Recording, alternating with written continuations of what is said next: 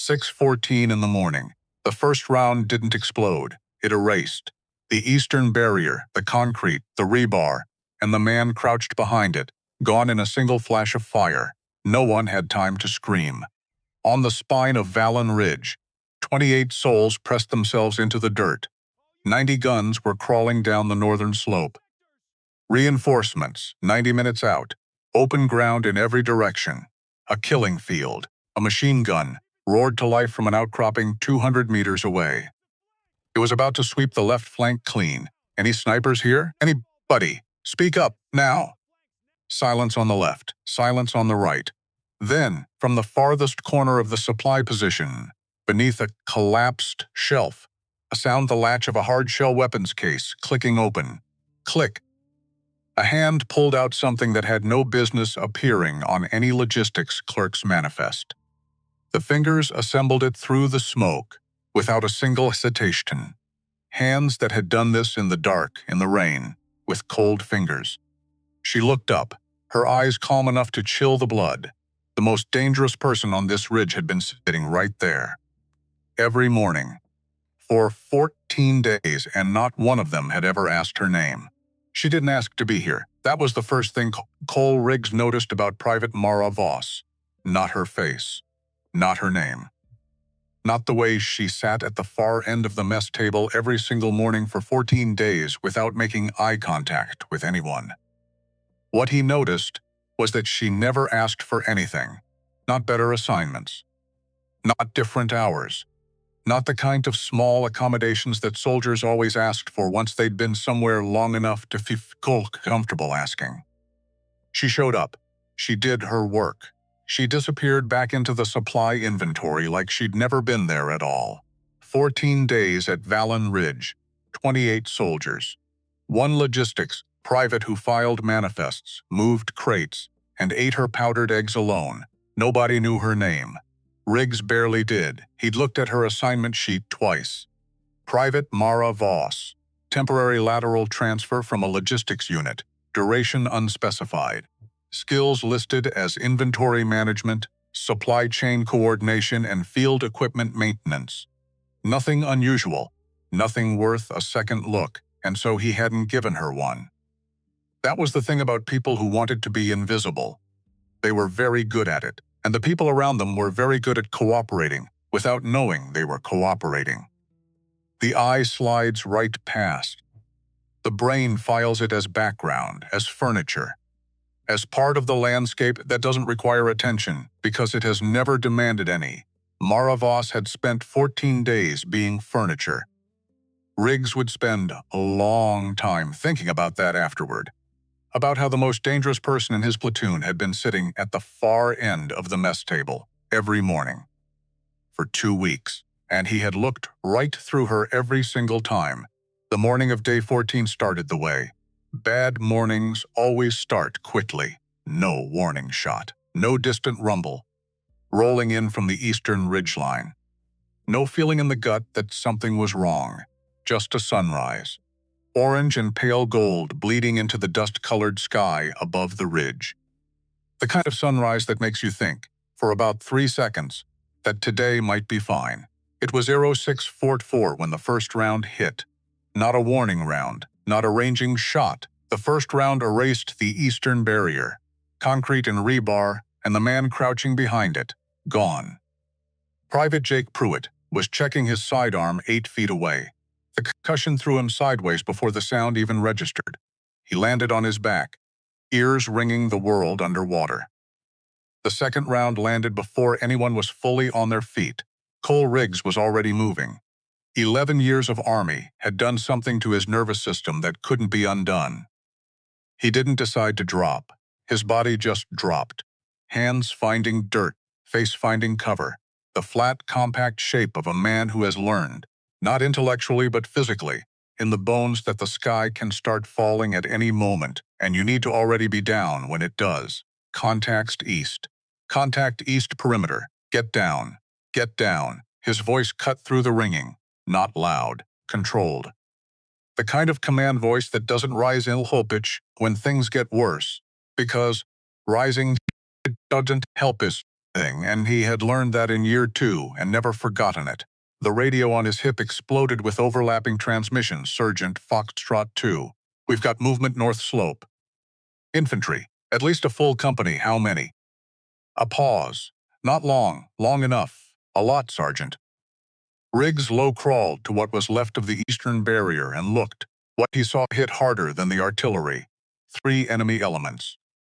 Moving in coordinated lines down the northern face of Valen Ridge. Staggered. Cover and move. The professional, unhurried advancement of soldiers who had trained for exactly this kind of assault and who understood that momentum, maintained and disciplined, was its own kind of weapon. 90 men. Maybe more pointed directly at 28. He did the math. Fast, it was not good math. Foxtrot 2. Fall back secondary line. Everyone. Secondary line. Now, he scrambled back through the smoke, grabbing soldiers by their gear, pointing them toward the reinforced interior position near the old stone watchtower at the center of the ridge. A tower that had been standing for 60 years, built thick and solid and tall, now pocked with fresh craters alongside the old ones. Around him, the world was pure noise. Incoming fire, snapping through the air at angles that meant somebody out there was ranging them carefully. Return fire, crackling from his own men, ragged, not yet coordinated. The low thump of mortar rounds dropping somewhere south. Pruitt was sitting against a collapsed wall with both hands pressed to his thigh. Not screaming, just sitting. 19 years old from Ohio, looking down at his own hands like they belonged to someone else. Medic. Okafor on Pruitt now.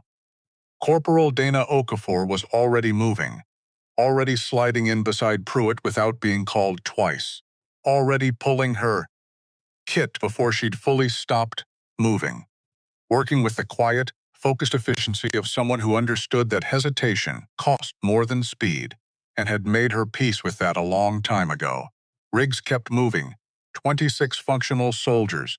By the time he reached the watchtower, 2 already down, he got on the radio to battalion. Valen Base, this is Alpha Actual. Sustained contact east and north. Enemy Strength Company Plus. Casualties. Requesting immediate support in QRF static. A burst of interference, then the voice. He didn't want to hear Alpha Actual. Valen's QRF is committed to Firebase Kilo. Fire support unavailable. Enemy has maintained your grid. Any artillery endangers your position. Hold current position. Help is coming. 90 minutes. Riggs looked at his 26 soldiers. Looked at the enemy formations closing from 300 meters.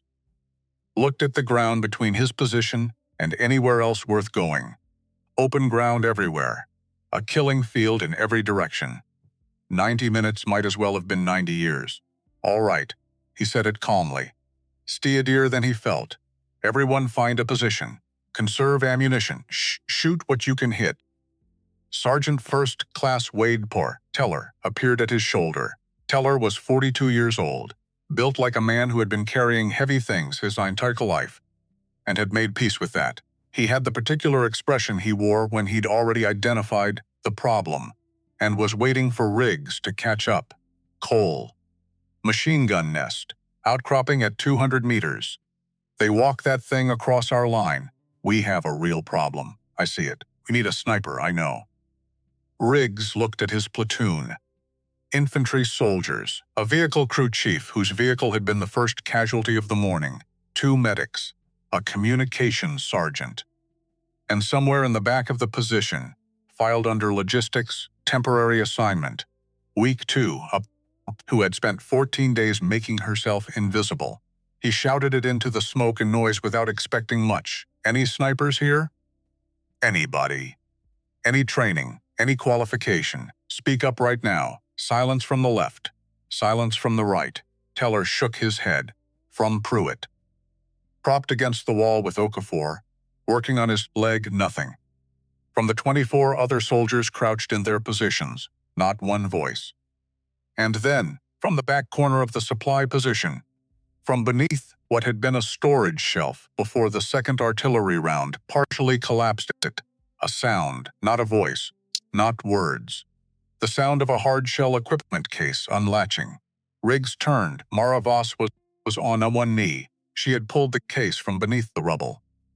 How it had survived the barrage, he couldn't answer. How she had known it was there, he couldn't answer that either. Her hands were moving across the latches with a certainty that didn't come from thought. It came from repetition. From doing the same thing enough times that the fingers remembered without being asked. She opened the case. Inside, broken down into components but unmistakable, even across 10 feet of smoke and noise, was a Barrett M107, long-range anti-materiel rifle. The kind of weapon that costs more than most people's cars, requires a specific, uncommon kind of training to use at any meaningful distance. The kind of weapon that absolutely did not belong in a logistics manifest. The platoon went quiet. Not everyone. Not all at once. But there was a ripple of stillness that moved through the position like a slow wave. Soldiers registering what they were seeing and going momentarily still in response. Riggs walked toward her. He stopped 3 feet away and watched. She was assembling the rifle. Stock, receiver, barrel. Each component locked into place with a definitive click. No hesitation, no fumbling. The movements were precise and economical, the movements of someone who had done this in darkness, in rain, with cold hands. In conditions where fumbling wasn't an option and never had private bets urgent, she didn't look up. Where did that come from? Supply manifest. Section 4, Emergency Weapons Cache. She slid the bolt into position. It's been logged in the inventory for 6 months. Nobody pulled it for inspection. And you know how to use it. She looked up then, just for a moment, brown eyes. The expression on her face was not what he expected. Not nerves. Not the performed calm of someone trying to look composed under pressure. Something quieter and less constructed than that. The actual calm of a person who has already done the math and made peace with the answer before anyone else knew the question was being asked. "I've used it before," she said. "How many times?" She considered the question, not long. But she considered it. "Enough," she said. She attached the scope. A Night Force precision optic, not standard issue. The kind of scope someone acquired specifically and personally, over years of knowing exactly what they needed. Then she rose in one motion. Smooth. No hesitation. Moved to the edge of the position and set up behind a broken section of wall without anyone directing her to it. Like she'd already mapped the position in her head and decided where she needed to be before she stood up. Riggs followed. He crouched beside her, machine-gunned nest. 200 meters. Outcropping at 11 o'clock. They start working that gun across our left flank. We lose the left side. Mara was already looking through the scope. "I see them. 2 on the gun, spotter positioned right." She paused. "Wind is 6 knots left to right. Ground temperature rising. There'll be a mirage layer developing around 250 in the next few minutes. That affects my reads. I want to take this shot before that happens." Riggs stared at her. She'd been here 3 seconds, and she was already talking about thermal mirage layers. "Yes," he said, "take it." She exhaled, slowly, completely.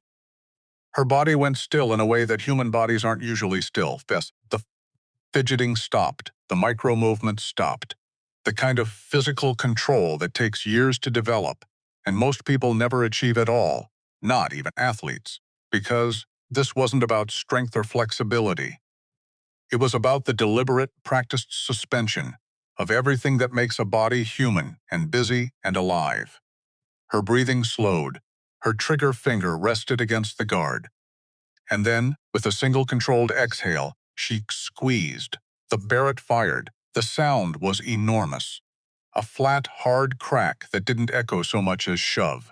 The kind of report that compressed the air around it and made every soldier in the position flinch. Most of them ducked. 200 meters away, the machine gun went silent. The radio crackled immediately. "Sergeant." "Left flank." The gun stopped. "Did we? That's ours," Riggs said. "Hold the line." He was looking at Ma. She had already chambered the next round. Already scanning. "Spotter relocated behind the secondary rock formation," she said. The same tone she'd used to read a weather report. "I have him." Second shot, the radio again. "Sergeant, someone's working that outcropping." "What is? That's ours," Riggs said. "Let her work." He hadn't planned to say it that way. The word came out before he'd decided on it. And when it did, he heard it land differently than he'd expected. Her not the qualifier, it might have been in another context. Just the most accurate word, for the most important fact. On the ridge, at that particular moment. He turned and looked at his platoon. Most of them were still watching the outcropping where the machine gun had been. A few had turned to look at Mara. He watched the expressions on their faces. The shift happening in real time, confusion giving way to something else. Something harder to name and more durable than surprise. Private Eli Navarro, 20 years old from Texas, who had been pale as chalk since the second artillery round, let out a breath he'd apparently been holding for the better part of 3 minutes. He whispered it, not to anyone specifically, just into the air, in front of him. "Who is she?" Nobody answered because nobody knew. The next 20 minutes were an education. Riggs had worked alongside qualified marksmen before. 2 deployments, men who could put rounds on a man-sized target at 600 meters consistently. Men who understood mill adjustments and holds and elevation corrections with practiced fluency. What Mara Voss did was different. She didn't just shoot, she managed the engagement. The enemy was running a 3-pronged advance, main body pushing north. 2 flanking elements moving to wrap the position from east and west. Textbook envelopment, the kind of maneuver that works beautifully when the defending fist can't reach out and interfere. With the timing, Mara reached out. Her first series shots went west. Not at the main body, which was the obvious target, the instinctive target, the target every soldier in the position was focused on. At the point element of the western flanking force. The moment the lead man went down, she tracked east, 2 rounds into the eastern flanking group, not at the nearest man. The soldier, with the radio pack on his back. She'd identified the communicator, then she paused, just a moment. 3-4 seconds. Riggs had binoculars up. He saw what she saw. Both flanking forces had stopped. Not retreated, frozen, gone to ground, lost the synchronization that made them dangerous. They were looking for the source of fire. Trying to understand what had just happened to their timing. She'd bought herself 20 seconds. She used them on the main body, 4 rounds. Measured. Each shot placed with a specificity that had nothing to do with the nearest target and everything to do with the structural center of the advancing line. Because, in any unit moving forward under fire, when the center folds, the line hesitates, and when the line hesitates, the entire advance loses its shape. The northern advance stopped, not routed, not broken, just stopped. Reconsidering. "She's managing them," Teller said from beside Riggs. His voice had a quality in it Riggs had never heard before. Something close to bewilderment. "She's not just shooting. She's managing all 3 elements simultaneously. I can see that, Wade." "Who does she work for, Cole?" "She's assigned to us." "That's not what I asked." Riggs didn't answer, because Mara was speaking Sergeant. She said it without lowering the scope. "They're going to push the mortar team forward. 30 seconds, maybe 40. If they get it into position, they'll bracket us in 3 rounds. Southeast corner of the tree line. They've been moving it up through the underbrush. You can see the disturbance in the canopy if you know what to look for." Riggs looked at the tree line. He saw trees. Just trees. "Can you reach it?" "Beyond optimal effective range at this angle." She paused. "I can still hit it." "How confident?" 3 seconds of silence. He was already learning that her silences were not empty. They were where she did her calculating. "Confident enough," she said. 1 shot from the tree line. Distant. The sound wasn't an explosion, just the flat mechanical clatter of a mortar tube going over. Metal on rock. Then shouting in a language Riggs didn't speak. But tone is universal. Confusion. Surprise. Something that sounded very much like fear. Navarro, from his position 5 feet away, made a sound that was somewhere between a laugh and something else entirely. She shot a mortar. Through trees. Did that? Was that real? Did that just happen? Eyes on your sector, Navarro? Riggs said it automatically. But his hands were shaking, not from fear. From something he hadn't felt in a long time, the particular, almost physical sensation of being on the right side of an impossible situation. The feeling that makes veterans grip things a little tighter, breathe a little slower. The feeling that says, maybe we're going to get through this. The lull came at 07:09. The enemy pulled back to the tree line to regroup, which was both a mercy and a warning. You don't pull back to regroup unless what you're planning next is worse than what you tried on. Riggs knew it. Mara was already counting her rounds with the focused economy of someone who understood that every bullet not fired was a decision preserved. You're going to tell me something, he said. He sat beside her at the base of the broken wall. Not asking exactly.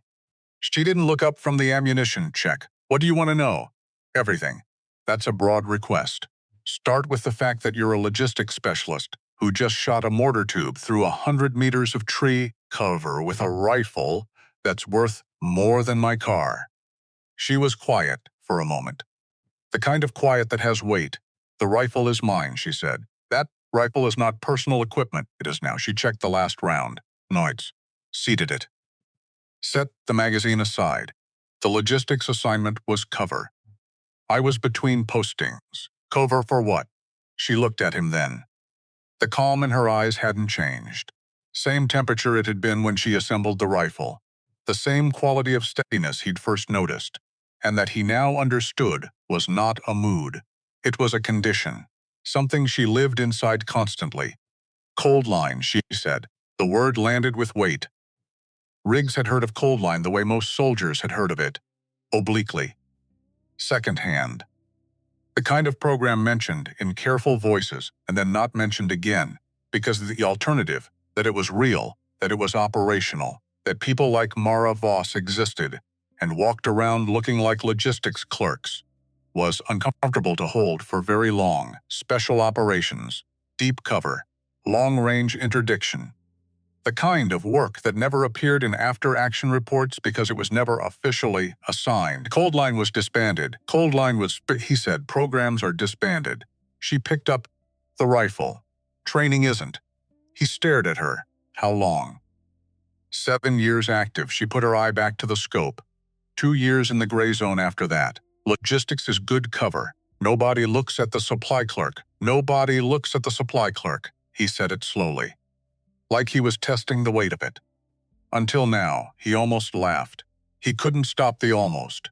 The absurdity of it was too complete. Of having a cold line operator sitting in his platoon for 14 days eating powdered eggs at the same table as Navarro and Pruitt. Filing inventory manifests, and nobody had known, nobody had seen. The most dangerous person in the position had been completely invisible, right up, until the moment the sky fell, and she decided to stop being invisible. Why didn't you say something? When we first got to Valen Ridge. Why didn't you tell me what you could do? She considered this. The pause was longer than the others. Because I'm not supposed to exist, she said finally. Cold line operators don't raise their hands. We don't announce our profiles to commanding officers who might make decisions based on assets they don't officially have. Her voice was even, explanatory without being defensive and. She paused, a shorter pause. Because I was tired, that surprised him tired. 7 years of being, the thing nobody sees, the shot nobody hears. The name in no report. She didn't look away from the scope. I applied for the lateral transfer. I wanted to carry boxes for a while. I wanted work where I could see exactly what I'd done at the end of the day. This many crates moved, this many manifest filed, nothing ambiguous, and instead you ended up here. And instead I ended up here. Riggs sat with that for a moment, then Mara went still. The particular stillness. The one he was already learning to recognize as the moment before everything changed surgent. He was up immediately. She was tracking something in the scope, moving her aim left. away from the infantry, away from the tree line.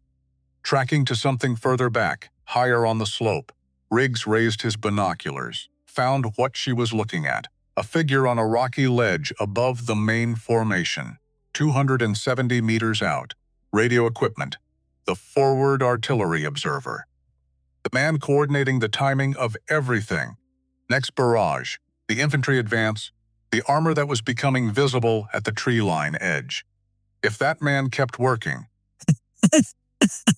they had 4 minutes before the next push fully coordinated. Mara breathed out. She fired. She didn't shoot the man. She shot his antenna, the small folding piece of metal that made his communication possible. Snapped off clean at 270 meters with a crosswind. The man dropped flat. Alive, but blind, no contact with the formation he'd been directing. The radio crackled. Foxtrot 2 reporting the advance was slowing. 45 seconds, Mara said quietly. They'll establish secondary communications in 45. But that gives your men time to reposition left flank. Riggs was already on the radio. Foxtrot 2, move now. 30 meters west to secondary line. 45 seconds, go. Teller was watching Mara, with an expression Riggs would spend the next 2 days trying to describe accurately, and failing every time. She shot the antenna, Teller said. I heard. Not the man. The antenna, Teller, secondary line. Now Teller went, but he kept looking back. By the time the lull ended and the enemy reformed for the third push, something had shifted in Alpha Platoon. Not confidence exactly. The math was still wrong, the numbers still terrible. The reinforcements still 60 minutes away. The danger hadn't decreased by any measurable amount. But they had something they hadn't had an hour ago. An axis. Riggs had watched this happen before. In 11 years. The invisible shift in a unit's posture. The moment when scared soldiers stop acting individually and start orienting around a common center. He'd seen it happen around experienced sergeants, around moments of shared crisis that fuse people together. He had never seen it happen around a private who hadn't said more than 40 words since her arrival. But there it was. Navarro had repositioned without being asked, moved to a spot that gave him a better angle to support Mara's firing lane. 2 other soldiers had done the same. An instinctive arrangement. A bubble of mutual cover that nobody had ordered and that made complete tactical sense. When Mara called a target adjustment, the response was immediate. No lag, no half-second delay between command and execution. The platoon moving as an extension of her direction, Okafor looked up from Pruitt's leg, looked at Riggs. Is she going to get us out of this? Try it. Okafor went back to work. Then try harder, she said. All of you. Keep her covered, nobody disagreed. The third enemy push began at ZO 731, harder than the first 2, more coordinated. Heavier suppressive fire, keeping Alpha's heads down more effectively. The flanking elements better synchronized. Armored personnel carriers now active on the edges, not advancing, but firing short, controlled bursts that chewed through cover and forced constant repositioning into all of it. Mara worked. She was 3 rounds down from her initial count. Every shot cost something that couldn't be replaced. She managed her fire to a careful person manages what cannot be replenished. Not holding back when shots were necessary, but choosing her targets with a selectivity that Riggs found almost frightening in its precision. Not shooting at everything threatening. Shooting at the specific things whose removal would cause the line to fold. The infantry officer coordinating the eastern advance. Gone. The communication soldier who'd been feeding targeting data to the APCs. Disrupted. A machine. Gun that had just finished setting up. On a new position, the gunner down before he'd fired 20 rounds. Each shot was a surgical removal. Each removal bent the shape of the enemy's advance. Introduced a hesitation. Created a redirection. And hesitations compounded. Redirections compounded. Over 10 minutes, the cumulative effect was meaningful disruption of a force that had every material advantage. She's changing the shape of it, Teller said quietly. Not fighting the battle. Changing the shape of it. Riggs watched Mara settle into her next shot, the stillness coming over her like water finding level. Effortless. Complete. The world narrowing to a single point at the end of a barrel. "You don't learn that," he said. "You become it." The shot fired. In the eastern tree line, an anti-tank team that had been maneuvering into position made a sound like dominoes falling and went quiet. Navarro exhaled loud enough for Riggs to hear it. "She got them," he said. "Hey, she got them." His voice cracked on the last word, not breaking down. Just the hairline fracture of a 20-year-old who had been very afraid for a long time, and was only now beginning to believe that fear might not be the end of the story today. Pruitt, propped against the wall with Okafor beside him, shouted across in a voice thick with painkillers. "Voss. Hey, Voss. That's what I'm talking about." Mara didn't look up, but for just a fraction of a second. So brief Riggs almost missed it. The corner of her mouth moved. Not a smile, the memory of one. The third push broke at Zo 752. The enemy fell back to the tree line. The firing lessened. Then, over the course of about 4 minutes, stopped almost entirely. 43 minutes until QRF arrived. Alpha Platoon was battered. Running on the particular kind of adrenaline that feel good but keeps you moving. One man down. Private First Class Remy Castillo, 22 years old from Colorado, who had caught shrapnel in the second push and hadn't come back from it. Okafor had worked on him for 9 minutes. It hadn't been enough. 27 of 28.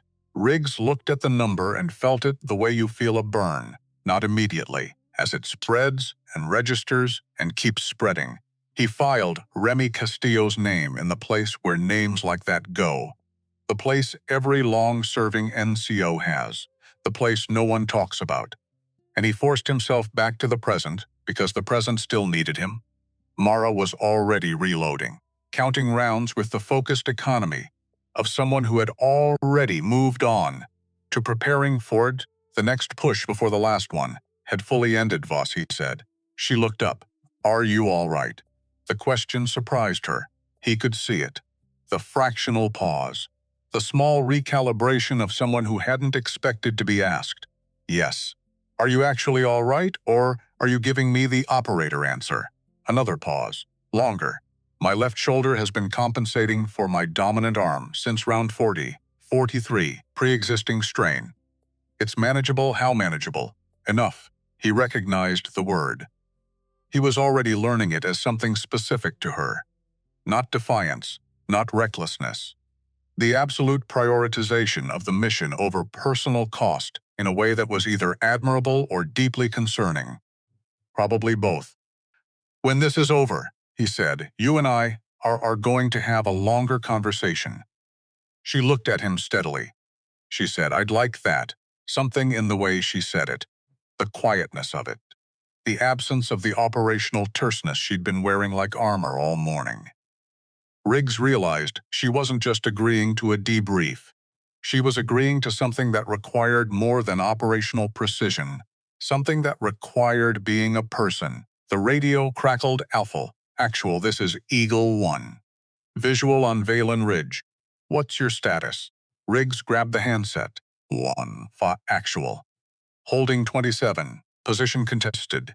Enemy pulled back to tree line. Assess for another push. How far out are you? 40 minutes. Alpha actual. Possibly longer if they contest our approach vector. 40 minutes. They're going to hit us again before Eagle 1 gets here, Teller said.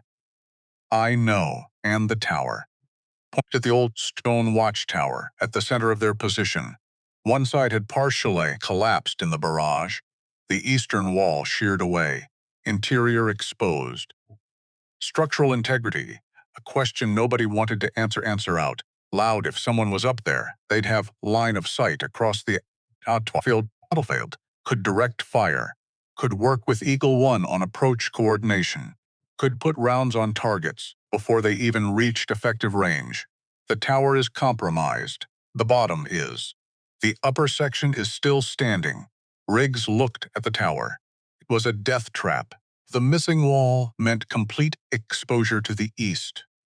If the enemy brought counter-sniper capability in the next push, and they would, They'd learned enough by now to bring it. Anyone in that tower was silhouetted, exposed, entirely alone above the position with no way for the platoon below to reach them in time. He looked at Mara. She was already looking at the tower. He said no. She turned. He said, "Not sending you up there alone." She said, "You're not sending me anywhere, not sharply. Just factually. The way you'd correct a misunderstanding about geography to someone who had the map wrong. That position gives me 400 meters of clear sight lines in every direction. I can see every approach vector. I can hold this space while you tundulatate on prepare for Eagle 1. Someone with backup. Someone who isn't alone. The whole platoon is your backup. You just can't all be in the tower." She looked at him with a steady, unchanged gaze that had not shifted once during the entire morning. Not at the first round. Not at the machine gun. Not at the counter-snipper she'd used herself as bait to identify. "Sergeant, I know what this is. I've held harder ground." He believed her. He hated that he believed her. "You don't go silent on me. Radio stays on. You give me eyes on everything you see. The moment that structure starts to go, you get out. Understood?" "I mean it, Voss." "The moment understood," she said again. Different weight this time. He heard the difference. Not the clipped acknowledgement of an operator receiving orders. Something quieter beneath it. Something that registered the fact that he was telling her to come back. Not just to complete the mission, to come back. She picked up the rifle. She moved to the tower. Behind her, 27 soldiers watched her go. Navarro, with his hand half raised like he was going to say something but couldn't find the words for it. Okafor, with her head turned. Teller, with his jaw set in the way of a man, trying not to show that he was worried about someone, and not quite succeeding. Not one of them spoke, because there wasn't anything to say. There was only what came next. But before she reached the first step, she stopped. Not for long. 2 seconds, maybe 3. She reached into the outer pocket of her kit, pulled out something small, a photograph. She looked at it once. The way you look at something you've looked at 100 still and need to look at again. Before you do something that might mean you don't get another chance. Then she put it back, carefully, into the front pocket of her jacket, close to her chest. Riggs watched. He didn't ask. Not yet. Mara Voss climbed the stairs of the broken tower alone, and the Battle of Valen Ridge reached toward its worst and most defining hour. She was always here. She just hadn't let anyone know it yet. The tower stairs were narrow, half collapsed on the eastern side, stone groaning under her boots at the third landing. A low, structural complaint that told her everything she needed to know about how much time she had up here, for the world made it its own decision about whether to keep standing. She didn't stop climbing. Below her, she could hear Riggs reorganizing the platoon.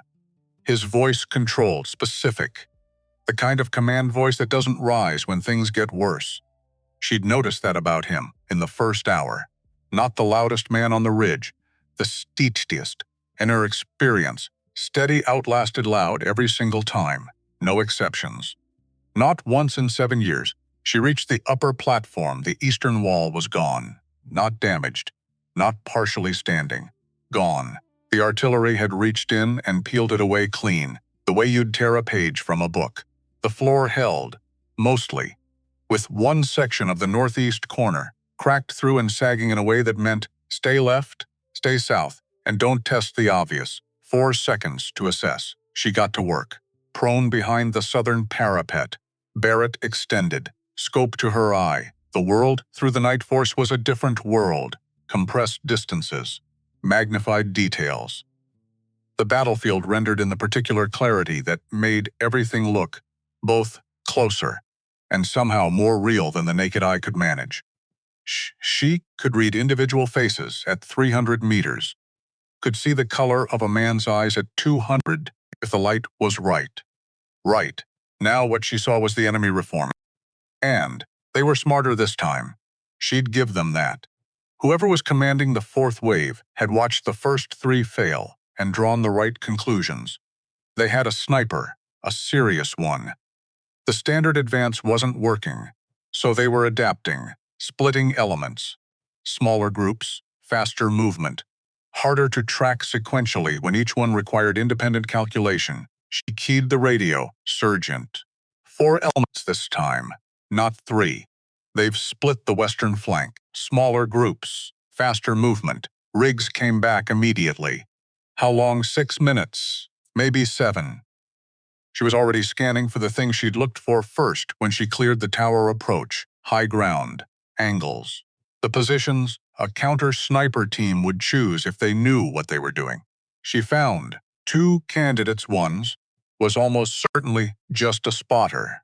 The other one was more interesting. 1 confirmed, she said. East ridgeline, 640 meters. He's good. Stationary for at least 12 minutes. He set up before the third push started. A pause on the radio. He anticipated the tower. Riggs said it quietly.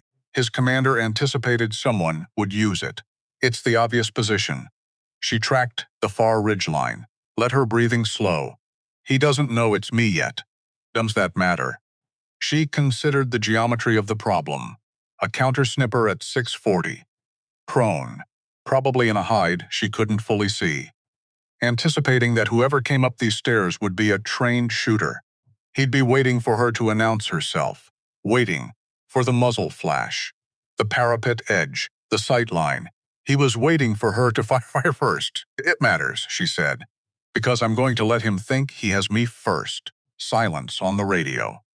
3 full seconds. You're going to use yourself as bait. I'm going to use my position as bait. There's a difference. That difference feels very small from down here. She almost said something. Stopped.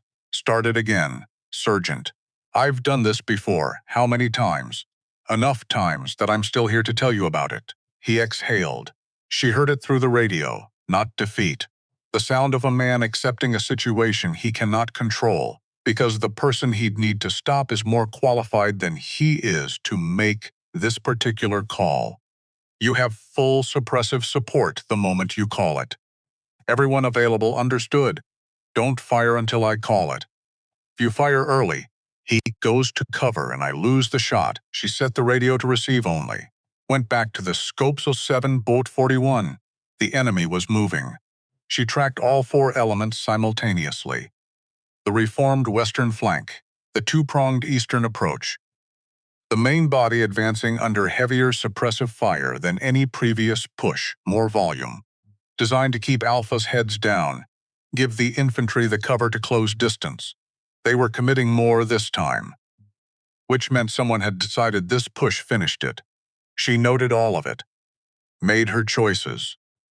The main body was dangerous in pure numbers but predictable. She could influence it more efficiently when she dealt with the counter-sniper. The eastern 2-prong was the greater tactical threat to the flanks. The reformed western element was the fastest mover. Stop the western element first. If it got around the far edge of the defensive line in the next 4 minutes, it would put Riggs's soldiers in a crossfire that no amount of accurate fire from this tower could resolve. 1 shot. Western element point man. 410 meters. In 30 seconds when the geometry was right. But first, she shifted her body. Not much. Just enough to change the angle of her barrel as it extended past the parapet edge. A trained eye watching through a scope would see the repositioning, would see a shooter getting into position, exposing the barrel, exposing the sightline, would read it as an announcement. Here I am. She waited. 640 meters away she imagined him, watching, seeing the barrel appear, reading it the same way she'd read 1,000 positions across 7 years. The small exposure, the silhouette, the shooter settling in. Come on, commit. The air on the ridge was doing something interesting. A thermal layer building as the morning heated. The kind that affected long-range trajectories in ways that changed by the minute. At 640, a misjudged thermal could push around 18 inches off target. She had accounted for it. She didn't know if he had. She breathed in, breathed out, and across the ridge, 640 meters away, the counter-snipper fired. The round hit the parapet edge 4 inches to her left. So hand in cheek, the sharp bite of it registering as information. Not pain, information. And in the fraction of a second, between his trigger pull and the impact, she had already moved, rolling right. Coming up in a different position, the Barrett finding the far ridgeline with a familiarity that was purely physical, purely trained. Her eye to the scope and the reticle, on the one place in that distant hide where a man who had just fired would still be extended. Still committed, still in the position of a shooter who believed he'd taken his shot. She fired. The counter-snipper did not fire again. She was already moving, already repositioning, calling it into the radio as she went. Counter-snipper neutralized. Western element 400 meters. Moving fast. Suppressive fire on my mark. Northwest. 40 meters left of the broken fence line. 3, 2, 1. Mark below her. Alpha platoon opened up. Coordinated. Immediate. The suppressive fire hitting the western flanking element at the exact moment it was most exposed. Crossing open ground, committed to the movement. No cover in the gap they'd been rushing through. The front of the element went down. The rest went to ground. Mara put 2 rounds into the Eastern Prong's lead fire team. 1 round into the main body's forward communication soldier. And then the push came apart. Not because every element was stopped, because timing that held them together was gone. Each piece now reacting to its own problems. The coordinated advance fragmenting into individual decisions that looked nothing like an assault. Riggs on the radio. Something in his voice she hadn't heard in the first hour. There, breaking off. Western element pulling back. Main body going to cover, Eastern Prong still moving. She was already adjusting. 2 shots, measured, back to back. Not rushed. Eastern Prong is stopping, a long silence on the radio. Then a voice she hadn't authorized. Navarro. He'd grabbed someone's handset. She just saved the left flank. Both shots back to back. Did you? Navarro. Off this channel. Riggs. But there was something underneath the command that wasn't entirely a command. She let herself breathe. Her left shoulder was burning now. Deep. The kind of muscular complaint that had been building since round 43 and was becoming harder to redirect with each shot. She cataloged it the way she cataloged all physical information. Relevant data. Factored in, not given control. She keyed the radio sergeant. I'm at 12 rounds. A beat copy. Eagle 1 is at 31 minutes. She did the arithmetic automatically. 12 rounds. 31 minutes. Against a reinforced company that had now failed 3 times, and would be more determined for each failure. The math was not comfortable. They'll come again, she said, I know. This time they'll have learned from 3 failures. They'll be smarter about the advance, and they know where I am now. What do you need? She thought about it. Not long. She wasn't the kind of person who needed long to arrive at hard conclusions. I need your platoon to make noise, she said. Shooting patterns that look like I'm coordinating from ground level, not from up here. I want them thinking I've come down from the tower. Why? Because if they think I'm at ground level, their next counter-snipper will be looking at the wrong elevation. She paused. And because I'm going to reposition. Twice, before their next push. I need the movement. Covered, where are you repositioning? She told him. Silence. That's 30 meters outside the defensive line, he said. Yes, Voss, that is outside our cover. We cannot. You can suppress the angles. You can cover the approach.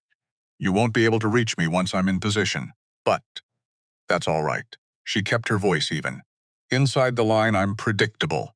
They'll have adjusted for the tower. I need a position they haven't anticipated. I said I wouldn't send you out there alone. You're not sending me. I'm going. She heard him process this. The silence tighter than the others. The silence of a man holding something back. Because he'd calculated that holding it back was the right call, even though it cost him something real. You move on my signal, he said finally. Maximum suppressive. 60 seconds. You get there and get set before I stop. Understood. Voss, his voice dropped half a register. You come back. She held the radio for a moment. That's the plan. She said, Putto 756. The signal came as a burst of coordinated fire from Alpha Platoon's entire remaining line. Every weapon speaking at once, directed at the tree line and the northern slope, filling the air with enough outgoing fire to make standing up a very poor decision for anyone on the other side. Mara moved 30 meters of open ground, low and fast, the barret across her back, using every fold in the terrain the way she'd been trained. Natural depression here. Slight rise there, the geometry of not being seen reduced to pure physical instinct. The body, knowing what to do, because it had done it hundreds of times before. In conditions worse than this, she reached the forward position in 22 seconds. A jumble of collapsed masonry, something that had been a structure once and was now just broken stone arranged usefully. She got prone, established her sight lines, new angles, new approaches. A clear line to the northern slope that the tower had partially blocked. She tracked right, found it, confirmed it, a staging area behind the main formation that she hadn't been able to see from above. What she saw there was not good. Second, she said it quietly. Go ahead, they have a fourth element. Held back behind the main formation, larger than the previous three. She tracked across the staging area, counting. They've repositioned the armor. Both APCs moving to flank positions. They're not coming down the slope this time. They're coming in from both sides simultaneously, while the armor moves up the center. Riggs was quiet. This is the termination push, she said. They're committing everything. How long? 10 minutes. Maybe less. They're almost in position. Eagle 1 is 28 minutes out. Neither of them said anything for a moment. 28 minutes. Fourth element plus armor. 12 rounds. What's your call? He asked it directly, not a briefing request. The genuine question of a man who understood that she could see what he couldn't, and that the decision lived inside that visibility. She ran the problem. I prioritize the armor, she said. I can't stop an APC with this caliber at a direct angle, but I can take out the driver's vision systems and force them to button up. Blind armor is slow armor. It buys your men time to find cover from the flanking push. Then I go for the command element. Every push they've made has had the same signature. One person coordinating the timing between elements. Take that person out and the elements go asynchronous. They still hit you, but not together. And you can handle not together. She paused. Your platoon handles the fourth element. 27 soldiers with coordinated positions and advanced knowledge of the approach angle can break a flanking push that doesn't have coordination. Silence. Longer this time. Then, off radio, she heard him. Navarro, get everyone to secondary positions, both flanks, full spread, nobody on the center line. Tell her. I want the M240 covering the east approach. You see them. You fire. Don't wait for my command. Teller's voice. Further away. And the armor. Voss has the armor. 4 words. Flat. Confident. No explanation needed because the evidence was already sufficient. She found, to her own mild surprise, that it mattered to her, not just trust. Trust stated out loud, in front of people, without hedging. 0802. The fourth push came 8 minutes early. Whoever was commanding had recognized the sniper problem was still present and was trying to reduce her preparation time. Smart. Not smart enough. She took the first 8 PESI's vision systems at 420 meters. 2 rounds. The first taking the commander's periscope. The second walking the impact point forward to the driver's port. The APC lurched, slowed, stopped, not dead, still running, still a threat, but blind. The crew inside working entirely off radio coordination, with nothing but emergency vision slits, slow armor. The second APC had seen the first stop and began to maneuver, angling away.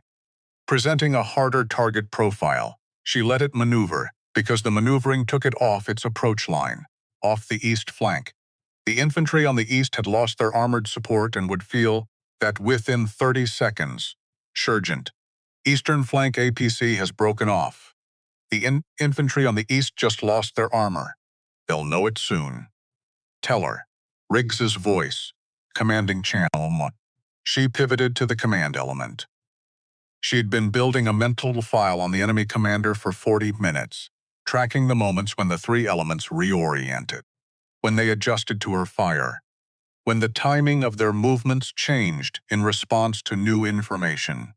There was always a delay, and the delay always started from the same geographic location, a position set back from the main advance, elevated enough to see the overall picture, sheltered enough to make communication relatively safe. She found the position, scanned it. He was there, not in the open. He'd learned from the forward observer she'd antenna shot 2 hours ago. He was undercover, a natural overhang, only partially visible, approximately 30% of his body in her sight line.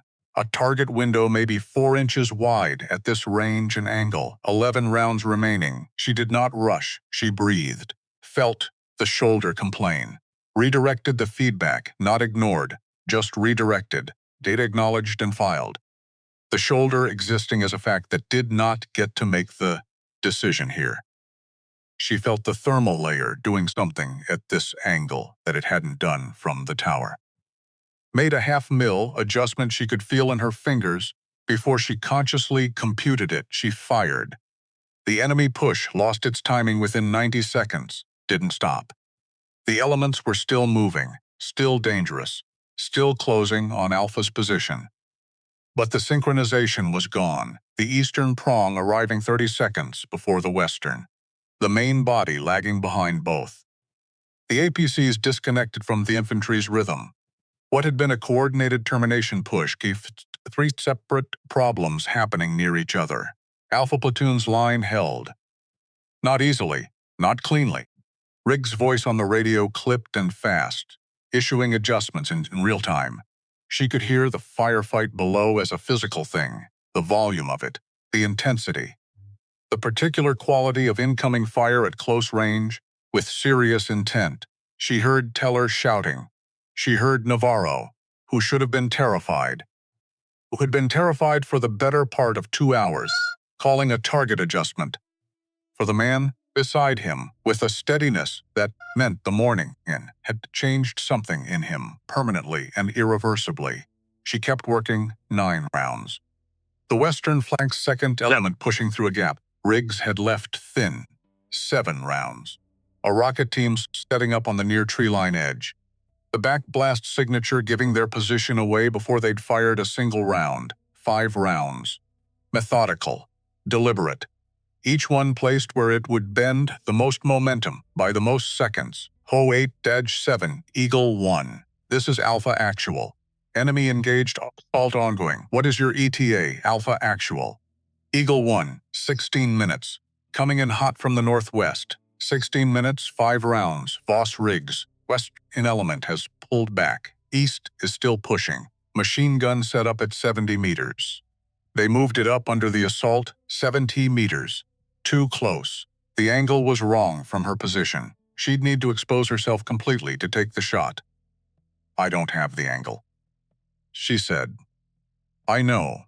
We're maneuvering for it. She was back toward the tower, not toward a safer angle. Forward. 15 meters of repositioning cost her all cover for approximately 8 seconds and gave her the angle she needed. 8 seconds of open ground. She didn't think about the 8 seconds. Thinking about them served no purpose. She ran. She dropped. She found the machine gun position in the scope. 1 round. The gun went silent behind the broken wall. The 4-man assault element that had been building to rush under the gun's covering fire went flat. Their momentum gone. The rush dissolving into the dirt before it began. Gun down. She said it into the radio.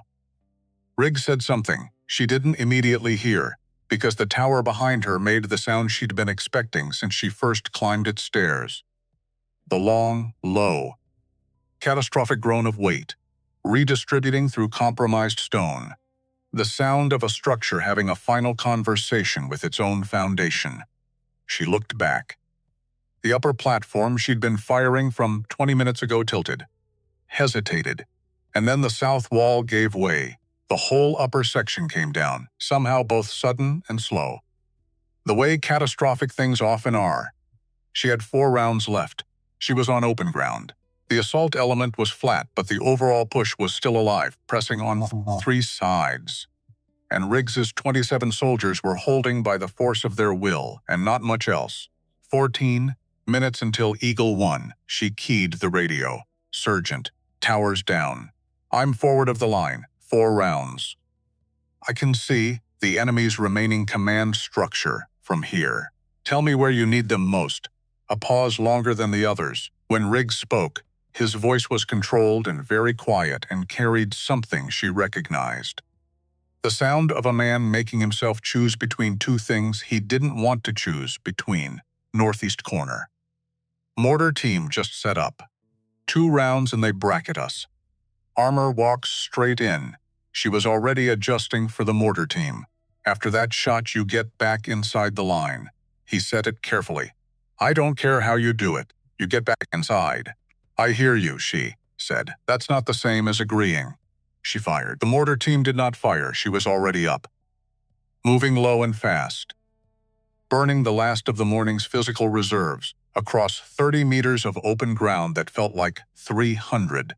The firefight enormous around her. Rounds snapping through the air at distances she processed only as information. Too close. Adjust. Never as fear. Just as data that told her feet where to go and her body how to move. She hit the inside of the defensive line and went flat behind a concrete barrier. And Dana Okafor was there. Already. Checking her over with medic's hands. Finding the shoulder immediately. Already talking. Grade 2 strain, maybe 3. Okafor's fingers pressing into the trapezius with professional directness that didn't ask permission. You've been firing on this for how long? Since round 43. That was over an hour ago. And you didn't say anything. It wasn't relevant. Okafor made a sound that wasn't quite a word. She pulled a compression wrap from her kit and started working it around the shoulder with practiced efficiency. It's relevant to me. It's relevant to everyone here who needs you functional. Mara absorbed that. Fair point. Filed it. How bad? Bad enough that in a normal situation I'd tell you to stop. This is not a normal situation. Okafor cinched the wrap. So, I'm telling you it's going to hurt more with every shot, and at some point, the muscle stops cooperating. Regardless of what you tell it to do, you need to. I already knew that. I know you knew it. I'm saying it out loud so it's a fact between us and not just something you're carrying alone. Okafor sat back on her heels, looked at Mara directly, her eyes dark and steady. The weight of someone who had been keeping people alive all morning, and understood exactly what that cost. How many rounds do you have left? 3. Okafor didn't react. She'd been a medic long enough to know that reacting to numbers that scared you was a luxury for people who weren't in the middle of things. Then make them count. That's the plan. Navarro appeared, low, crawling to her position, moving the way someone who'd been watching her move all morning had started instinctively mimicking without realizing it. He had a water bottle. He held it out. Said nothing. She looked at it. Looked at him. You've been out there twice in the last hour, he said. You haven't had water. She took it. Drank. Handed it back. Thank you. He nodded. Started to move away. Stopped. My name is Eli Navarro. He said it carefully, like it mattered to get the words in the right order. Texas. San Antonio. I wanted you to know my name. In case. 2 words that meant everything on a battlefield and nothing anywhere else. In case I don't get another chance to say it. In case this is the last morning. In case you're the last person who needs to know I was here and I had a name. Mara looked at him. 20 years old, a small scar on his chin from something that had nothing to do with this war. A human being who had been afraid all morning and was still here, still moving. Still handing water to someone who needed it. Mara Voss, she said. Nowhere particular, something moved across his face, not quite a smile. The architecture of one. Okay, Mara from nowhere. He said it quietly. Let's get through this. He moved back to his position. She put her eye to the scope 0824. The enemy stopped moving. That was what told her the next push was coming, not activity. The sudden absence of it, the small repositioning and regrouping that had been ongoing since the fourth assault broke off, all of it gone still. Like an intake of breath before the shout, "Sergeant, they're about to move." All elements, 60 seconds, maybe less. Eagle 1 ETA, she heard him ask her. 11 minutes, 11 minutes. 3 rounds. Against a force that had learned from 4 failures and was about to throw everything it had left in one concentrated push, because the alternative was accepting that 27 soldiers had stopped them, and the man commanding that formation was not the kind of man who accepted that. She was still building the picture when the radio crackled with a voice she hadn't heard before. Alpha Actual. This is Halborn. Battalion S2. Copy Riggs. Go ahead. Thermal imagery of your position. Enemy full formation has a command vehicle. Wheeled, not tracked. Staged 200 meters behind the main assault line. That vehicle is carrying the formation commander and his communications. If it moves forward, they coordinate a simultaneous push on all 4 cardinal points. You will not hold that if it doesn't move forward. Riggs said they push in sequence, correct? And you have a fighting chance. Halborn paused. If you have a shooter with enough range, the vehicle is at 580 meters from your current position. Under partial cover, we have a 3-second window when it repositions. It has to cross open ground between its current cover and its forward position. 3 seconds, 580 meters. Riggs didn't answer Halborn immediately. He looked at Mara. She was already calculating. 580 was not the distance that challenged her. She'd taken the counter-snipper at 640 under worse conditions. The 3-second window was the real constraint. A moving target, 3 seconds of exposure at distance. Compromised shoulder, 3 rounds total. Can you make that shot? Riggs asked it directly, not into the radio. To her, she ran the numbers one more time. Tell Halborn I need the vehicle's direction of travel when it crosses. And the approximate speed, Riggs relayed. Halborn came back in 20 seconds, left to right from your perspective. Slow, maybe 15 kilometers per hour, trying to minimize exposure time, left to right. 15 kph, 580 meters, 3-second window. She set her jaw. I can make that shot. You're sure? She held his gaze for the half-second they could afford. Sure enough. He keyed the radio. Halborn, our shooter is ready. Tell us when the vehicle moves. 0829. 50 seconds passed. The longest 50 seconds of the morning. Longer than the wait before the third push. Longer than the 8 seconds of open ground she'd crossed to get the machine gun angle. Longer than the moment she'd used herself as bait for the counter-snipper at 640. 50 seconds of absolute stillness. The battlefield coiled around them. The 11-minute clock ticking down. Every soldier in Alpha platoon in position. Nobody firing, nobody speaking, just breathing. Mara settled into herself. Found the stillness that lived underneath the shoulder pain, and the adrenaline and the accumulated weight of everything fired that morning. She found it the way she always found it. Not by forcing it, by stopping the forcing. Letting the noise be noise, the pain be pain, the fear be exactly what it was. Information, nothing larger than its actual size. She breathed. She was ready. Then, very briefly, she reached into her front pocket, took out the photograph, looked at it once. A man holding a newborn baby. 3 days old by the date, written on the back in handwriting she knew as well as her own. His face, she didn't need to see it to see it. She'd memorized it 4 years ago and it hadn't moved. The way people you lose stay exactly where you put them, permanent, unchanged. Declan Marsh. Day 3. His daughter, who had a name now, Maya, who was 14 months old, who would grow up without a father, because someone had prioritized a schedule over a flagged route and 3 people's warnings had gone nowhere. She put the photograph back. Her hand went to the rifle. Her eye went to the scope. She waited. Vicla's moving. Halborn's voice. She found it in under a second. Wheeled command vehicle. moving left to right exactly as described. The gap in its cover opening in front of it, like a door swinging wide. 3 seconds. She tracked the movement, leading the target, her hands making the calculation faster and more accurately than thought, because that's what 7 years of training had done. Moved the math from the brain into the body, where it was faster and didn't second-guess itself. She thought about Declan, not consciously. The way you think about someone who shaped you, not in words, but in the way your hands move. She fired. The vehicle stopped moving, not dramatically, not an explosion. It just stopped, engine dead, tires flat. Immobile in the middle of the open ground it had been trying to cross as quickly as possible. Communication suite offline. Permanently in the open. The ability to coordinate the simultaneous 4-point push.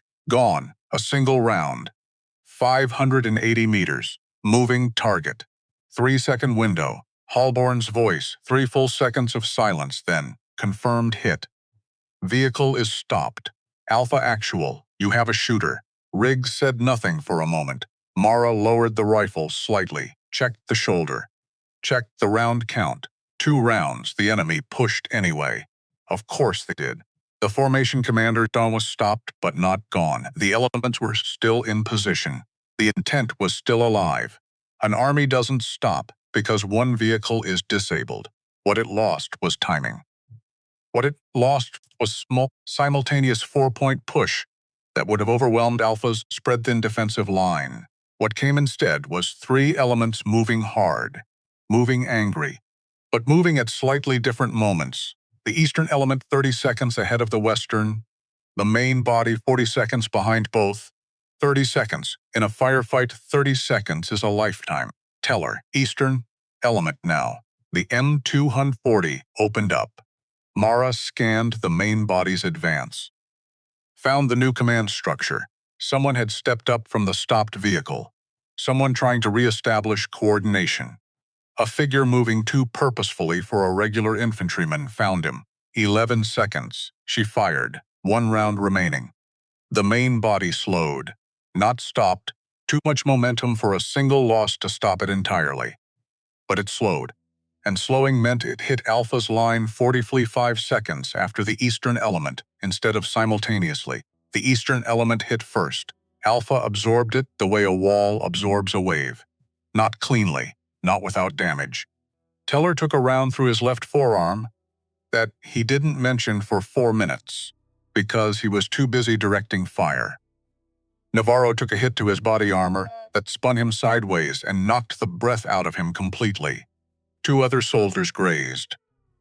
Okafor, who should have been in the medical position, firing her sidearm because the eastern element had gotten lumped that the medic had become a rifleman. Mara moved, not to a firing position. She had 1 round and needed it for the one thing that would matter most in the next 60 seconds. She moved to the gap in the eastern defensive line, the place where 2 soldiers had been pulled to reinforce the flanks. A 15-meter section thinner than it needed to be. She got there just as the first enemy soldier came through it. What followed was not sniper work. His snipers engage at distance. What Mara did in the next 90 seconds was close quarters. Fast. Efficient in the way that cold line training made things efficient. Not because it wanted to be brutal, but because efficiency at close range looks like brutality from the outside and feels like mathematics from the inside. She used the Barrett's weight as a bludgeon. Twice. Her sidearm 3 times. Her body once, in a way that cost the shoulder more than anything else that morning, and produced a sound from her that she heard as if it came from someone else entirely. The gap held. She was on one knee, breathing hard. When Riggs appeared, he saw the gap, saw her, saw the 3 men down. His mouth tightened. He checked the angles, confirmed the gap was secure, grabbed her arm and pulled her back behind cover, with a grip firm enough to communicate what words couldn't reach. "You're insane," he said it quietly. The gap needed to be held. I was moving people to it. You didn't have time, he wanted to argue. She could see it forming, hitting the wall of the fact that she was right. Dying there. 1 round left, he said. Yes. Save it for what? He held her eyes. Whatever needs it most in the next 9 minutes. 0836, the Western element hit the line 2 minutes later. Alpha absorbed it, barely. The close-range firefight, loud and immediate, and running on the margin between holding and not holding, compressed to the width of a single trigger pull. She heard Navarro calling targets. Heard Teller swearing with the particular creativity of a man who was very angry and very focused at the same time. Heard Okafor. Back in the medical position now, working on someone she couldn't see. Mara moved laterally. Not firing, she had 1 round, and it wasn't for this. She moved to the points of highest pressure, physical presence where it would do the most work. When she moved toward a threat, she saw soldiers stiffen and orient around her. The instinctive cohesion of a unit that had accepted someone as its center. She hadn't earned it by rank. She hadn't earned it by time in service. She'd earned it by being the first person on this ridge who looked at the worst thing on the battlefield and went toward it instead of away. And every soldier watching her had understood that on some level that didn't require words. The Western element broke at 0839. The main body faltered at 200 meters. Went to cover, and then the M240 ran dry. Guns out. Teller shouting, "I need ammo. I need ammo on the east." The M240 going silent. Opened a lane. The kind trained infantry feel within seconds. Like a change in air pressure. Like a door swinging open in a wall you thought was solid. Mara tracked east. Found the nearest threat. Held the 1 remaining round. Not yet. Ammo on the gun. Rigs on the command channel. Somebody get Teller his ammo. Movement from the supply position. Corporal Aldrich Davies sprinting low with an ammo can in each hand. The vehicle crew chief whose vehicle had been the first casualty of the morning, and who had been managing support functions ever since without complaint. He ran anyway, 50 meters of exposure. The Easterns saw him, saw the ammo cans, understood exactly what the resupply of the M240 meant for them. They opened fire on Davies. Davies dropped. The ammo cans hit the ground and slid 10 meters short of the gun position. Davies was flat, alive but motionless. Incoming fire, pinning him. Moving meant dying. The M240 was still empty. Teller's voice, flat. "I can't reach them from here. Enemy has the angle, 8 minutes, until Eagle 1 empty machine gun. Resupply pinned 10 meters away. Eastern approach open." 1 round in the Barrett. Mara ran the geometry. If she fired the last round at the position suppressing Davies, the fire would shift enough for Davies to move. But then she had nothing. 0 rounds. 6+ minutes remaining. If she held the round, Davies stayed pinned. The ammo stayed out of reach. The Eastern approach stayed open. She looked at Davies, flat on the ground, hands still on the ammo cans. She looked at Teller, crouched behind the gun, unable to do anything without what was 10 meters away. She keyed the radio. "Sergeant, I'm going for that ammo. A beat. You have 1 round." "I know." "If you fire it to clear Davies, you're empty." "I know." She breathed. "Sergeant, the machine gun matters more than 1 round in my rifle." He processed this. A very fast mind working a very hard calculation. Full suppressive on the Eastern approach. "On your mark. You have 15 seconds, understood." She picked up the Barrett, fired the last round into the center of the position suppressing Davies. Not a kill shot, a displacement shot. A round designed to make men move away from what they were doing. And think about the thing flying toward them, and as the Barrett went empty in her hands, she was already moving. 14 meters to Davies. She grabbed him by the back of his gear. One-handed, left arm, ignoring the shoulder completely because there was nothing left to give it, and the shoulder did not get to vote. Davies came up. Together they grabbed an ammo can each and made the last 10 meters to the M240 position. In a run, she would not remember clearly afterward, only the ground under her boots. The incoming fire. Teller's hands taking the ammo can before she'd fully stopped. She dropped behind the gun position, den, Sreepy, rifle, empty shoulder. Teller had the M240 running in 9 seconds. The Eastern approach closed back down. She sat with her back against the cover, The Barrett across her lap. Empty chamber. The particular feeling of having spent everything and arrived at a place where the math was no longer hers to solve. Riggs was beside her in 3 seconds. He crouched. Checked her over the way he'd been checking her over all morning. Finding the shoulder. Finding the hand scraped raw. Finding the breathing, which was steadier than it had any right to be. "You're empty," he said it quietly. "Yes. How's the shoulder?" "Gone. Still attached." "Not cooperating." He nodded slowly. "Stay down," he said it again. Quieter, the second time. Not an order. The voice of someone saying, "You have given everything there is to give, and I am not going to ask you for more." The line is holding. The gun is running. Eagle One is 6 minutes out. He looked at her directly. "You stay down and you let the rest of us do 6 minutes of work." "Can you do that?" She wanted to argue. The argument was there. All the tactical reasons why a second pair of eyes still mattered even without ammunition. She looked at the empty rifle. She looked at the shoulder. "I can do that," she said. He put his hand on her shoulder. The good one. 1 second. Brief enough to be a soldier's acknowledgement. Present enough to be something more than that. Then he was back on his feet. Back on the radio. Back to being the 11-year veteran who was going to hold this line for 6 more minutes through will, alone if that's what it required. She leaned against the concrete, let herself breathe. And somewhere to the northwest, growing from a suggestion to a certainty, the sound of rotors. Navarro heard it first. He turned from his position, his face doing everything simultaneously. Exhaustion, relief, the particular bright-edged quality of feeling alive when alive had not been guaranteed. "That's Eagle One," he said. "That's Eagle One." The radio confirmed it seconds later. "Alpha Actual. Eagle One is 2 minutes out." "What is enemy current status?" Riggs looked at his line. At Teller on the M240, left arm in a makeshift dressing, still working. At Okafor in the medical position, still working. At Navarro, who had grown 10 years older since 06-14 this morning and was still standing. At Davies sitting against the gun position, wall with his eyes closed, having whatever private conversation he was having with his own heart.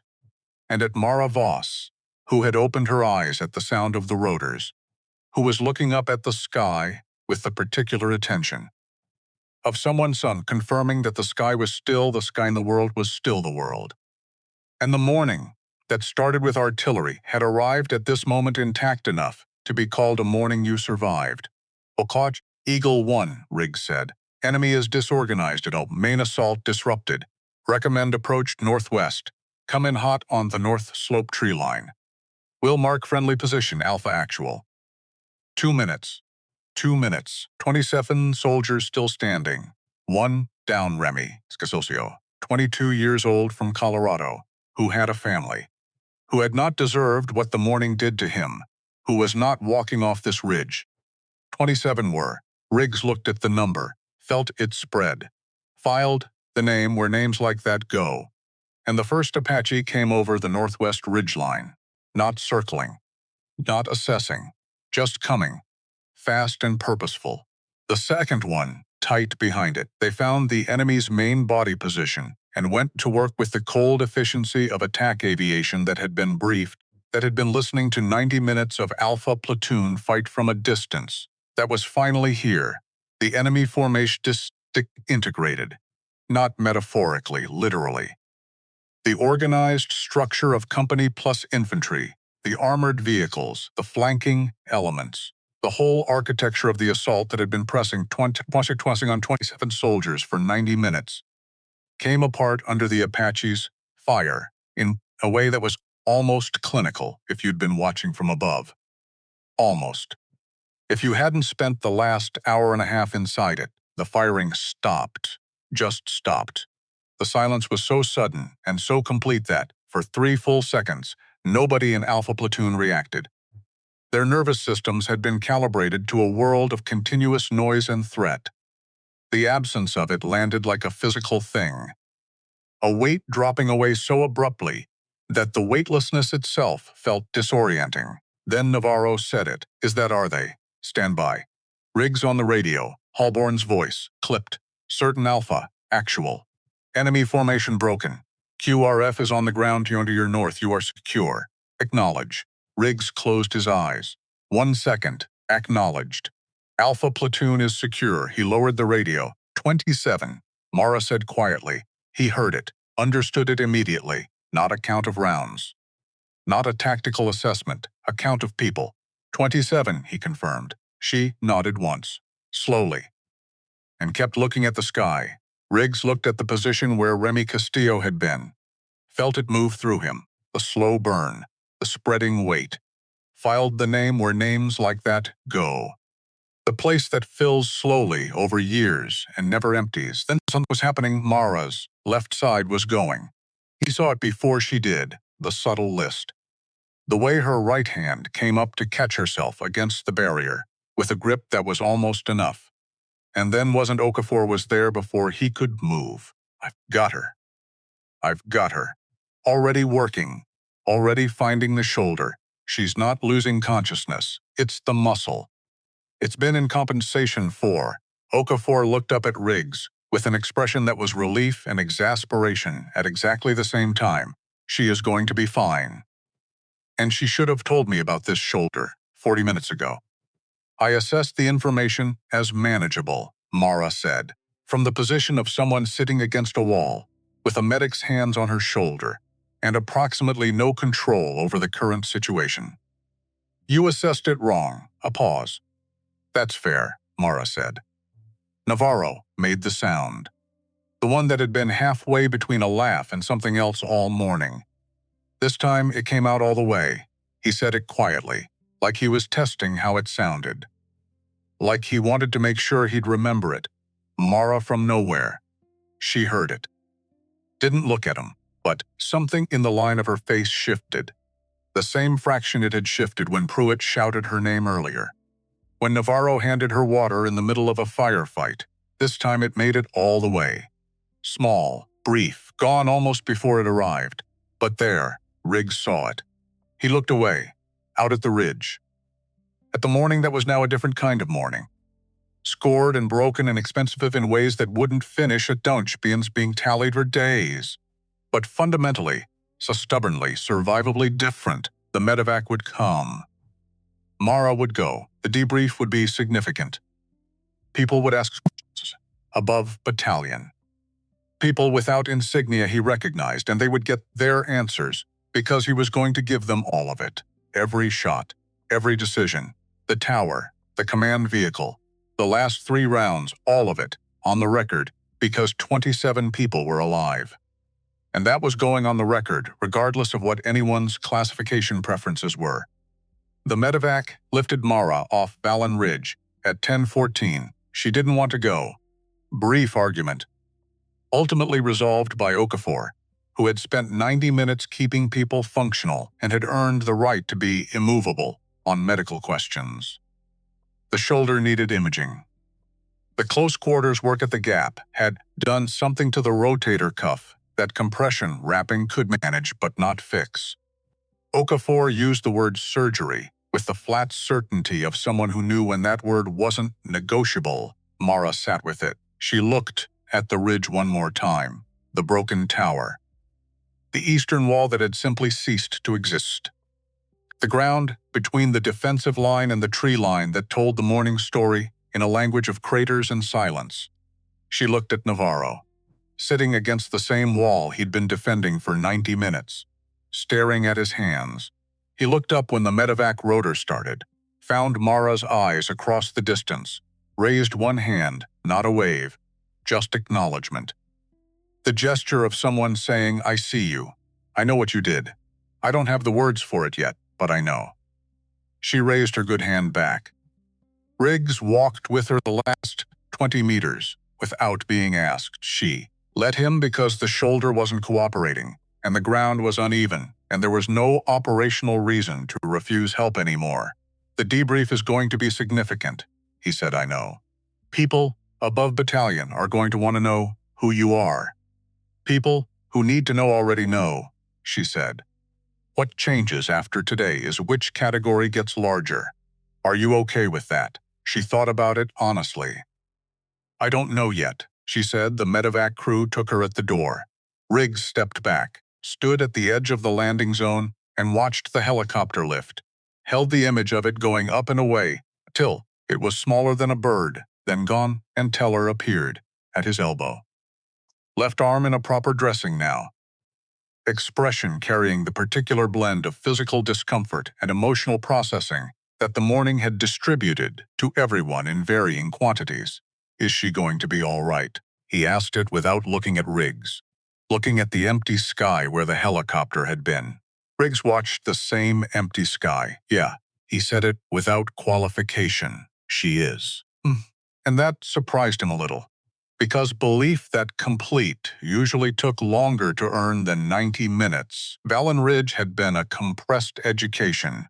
4 days later, Riggs sat in a hospital corridor in Landstuhl, Germany, clean and quiet in the way military hospitals are clean and quiet, a functional stillness, the absence of noise as a tool rather than a condition.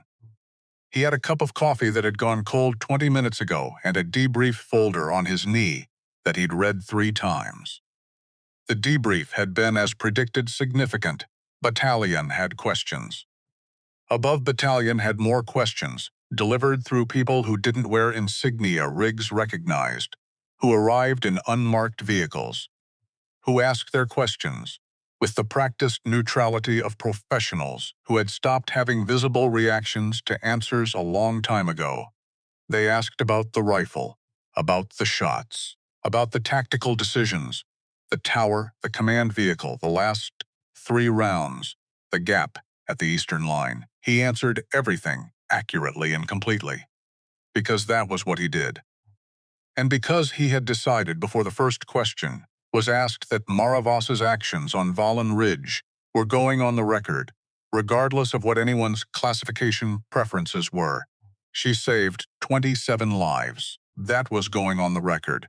The door at the end of the corridor opened. A doctor came out, said something brief to the nurse at the station. Riggs stood. The nurse looked at him. Sergeant Riggs, she's asking for you. He left the cold coffee chair. Mara's room was small and hospital standard. She was sitting up in the bed, left arm in a proper sling, right hand holding a water cup. The particular expression of, since well before the nurses thought she should be awake and had been thinking the whole time. She looked better than she had on the ridge, also worse. The ridge had given her a purpose to organize herself around. The hospital had taken it away. You look terrible, Riggs said. You look like you slept in that uniform, she said. I did. He pulled the chair to the bedside. Sat housed the shoulder. Surgery was this morning. 4 to 6 weeks of physical therapy before I'm cleared for field work. She looked at the sling. The orthopedic surgeon asked me if I'd been aware I was firing with a grade 3 tier. What did you say? That I'd been aware of pre-existing strain. She set down the water cup, which is technically accurate. I thought so. He almost smiled. What else? That I need to stop doing things that cause grade 3 tears. Good advice, terrible timing. The honesty of it landed between them, acknowledged and set aside in the same breath. The people who came to see you, she said. What did they actually want? He put the debrief folder on the bedside table. They wanted to know whether what you did was repeatable, whether it was a condition of the situation or a condition of you. He paused. I told them it was you. She was quiet. They're going to offer you something, he said. I don't know the exact shape, but it's coming, I know. She looked at the sling. Cold line was officially suspended 16 months ago. The operators were given lateral assignments while the program was reviewed. The review has apparently concluded. What does that mean? It means someone decided the operational requirement still exists, and that suspending the program was a mistake. She paused, and that today gave them the argument they needed to make that case loudly. He leaned forward. How do you feel about that? The question landed carefully, not a command, not a briefing request. The question one person asks another person when they genuinely want the answer. Mara held it for a long moment. "I don't know if I'm the same person who went into Cold Line at 23, she said finally. That person had a cleaner relationship with what the work required. She understood what the missions cost, and she paid the cost, and she moved on." A pause. "I'm 30 now. The accounting works differently." "What changed the accounting?" She looked at him. "Declan," she said. She said the name the way people say names they've been careful with for a long time. Precisely. Fully. Without the abbreviation that sometimes accumulates around painful things. My spotter. Last Cold Line deployment before the suspension. We'd worked together for years. He was the best I've ever seen on the observational side. He could read a battlefield the way other people read text. Faster, more completely, better retention. She stopped, started again. He was killed on the extraction, not by enemy action. By a command decision that sent the extraction vehicle down a route that 3 people in the intelligence chain had flagged as compromised. Flags overridden by someone prioritizing schedule over safety. The silence after that was a particular kind. He was 29, she said. He had a daughter, 6 months old.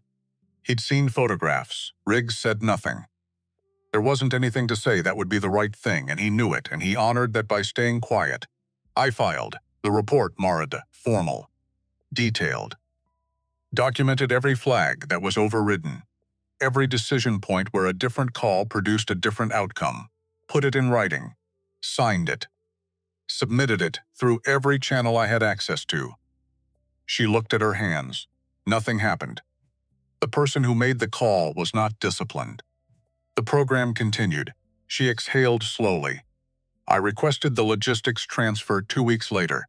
That's why you wanted to carry boxes. I wanted to do something where the cost was only boxes. She looked up. Where the math was simple, where the weight of the decisions fit inside a single day and didn't follow you home. But it followed you anyway. It always follows you anyway. She looked at the sling. That's the thing about Cold Line training. They teach you to be still inside chaos, to be functional inside situations that should be psychologically impossible. And it works. It genuinely works. She paused. What they don't teach you is what to do with the stillness when the chaos is gone. When you're sitting in a logistics bay at 2 in the morning, filing manifests, and the operational discipline that kept you alive for 7 years has nothing to attach itself to. And all it does is keep you very, very quiet inside a life that doesn't require the kind of person you became. Riggs held that. He thought about the 2 weeks before Valen Ridge. The quiet woman at the back of the formation, eating alone, doing her work without comment, present in every required way and absent in every human way. He'd looked right at her a dozen times and seen logistics specialist instead of person. I looked right through you, he said. That's what I wanted. It wasn't what you needed. She considered that seriously. Without defensiveness, no, she said. Probably not. The door opened. A man came in that Riggs had last seen in the corridor during the debrief. No insignia. Careful posture. The kind of person who entered a room and immediately understood its geometry. He was carrying a folder and wearing an expression that had been constructed to convey respect, without telegraphing the ask that was coming. Colonel Harlan Fitch. He looked at Riggs. Sergeant, could I have a few minutes? Riggs looked at Mara. It's all right, she said. He stood. At the door, he paused. I'll be in the corridor, she nodded. He went out. What happened in the room over the next 22 minutes, Riggs didn't hear directly. He sat in the corridor, drank the cold coffee. Watched the hospital move around him. Nurses. A soldier on crutches making slow progress towards somewhere. An orderly with a supply cart. He thought about Remy Castillo, felt the weight of it, the way you feel weight when you let yourself, instead of carrying it stored. He thought about 27 soldiers who were alive. He thought about a woman who had spent 2 years trying to disappear and had spent 90 minutes being the most visible, most essential person on a ridge that wanted to kill everyone on it. He thought about Declan Marsh, whose name he now knew, whose daughter was 6 months old in a photograph, whose death had been filed somewhere and then filed away, who had been 29 years old, and the best observer Mara had ever worked with, who deserved better than a report that went nowhere. At 22 minutes, the door opened. Fitch came out, looked at Riggs with an expression that had shifted. Still professional, but with something underneath it that might have been genuine. "She'll want to talk to you." He walked away down the corridor without further comment. Riggs went back and Mara was looking out the window. The light through it was late afternoon, long and angled. The particular quality of light that belongs to Deus have lasted and are finally arriving at their should. What did he offer? Riggs asked. Full reactivation. Cold Line is being rebuilt under a new command structure. Revised operational protocol. She kept looking at the window. The overrides that killed Declan. That specific failure in the review chain. It's being addressed. New safeguards. Documented. Formal. With accountability attached. Is that enough? A long pause. "I don't know," she said. "I asked him that directly. He said it's the best answer he could give me. Whether it's enough is something only I can decide." She paused. "He also said something I didn't expect. What the reason they want Cold Line back isn't only the operational capability. It's because of what this morning demonstrated. That operators with this level of training and judgment can do things in the field that change outcomes in ways conventional force cannot." She turned from the window. "He said Valen Ridge is going to be a case study. That what I did this morning is going to be taught." Riggs looked at her. "How do you feel about that?" Same question. Same genuine want for whatever answer she actually had. She looked at him for a long moment. "I feel like Declan should be in that case study." She said it steadily. His name. Not as a footnote, as a fundamental part of the picture. What it costs. What the work requires. What the people who do it carry. I told Fitch that. I said it was a condition. What did he say? He said he'd make it happen. Do you believe him? The longest pause of the conversation. "I believe it enough," she said. And there it was. That word. The one she'd used on the ridge, when he asked about the antenna shot. When he asked about the counter-sniper. When Okafor asked about the shoulder. The word that meant as much as it needs to be. As much as the situation requires. No more than what's actually known. "Enough. What are you going to do?" he asked. She looked at the sling. 4 to 6 weeks of physical therapy. And then I'm going to make a decision. That's not an answer, it's the honest one. He accepted that. He stood, moved the chair back to its place against the wall. "Navarro asked about you," he said. First thing out of his mouth when I got back from the initial debrief. He asked if you were going to be okay. Specifically, he paused. He said, and this is a direct quote from a 20-year-old from San Antonio, who's still figuring out how to say important things, he said. "She held the line for us. Somebody needs to hold it for her now."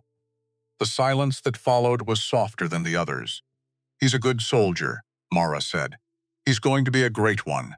Riggs looked at her. "Because of this morning.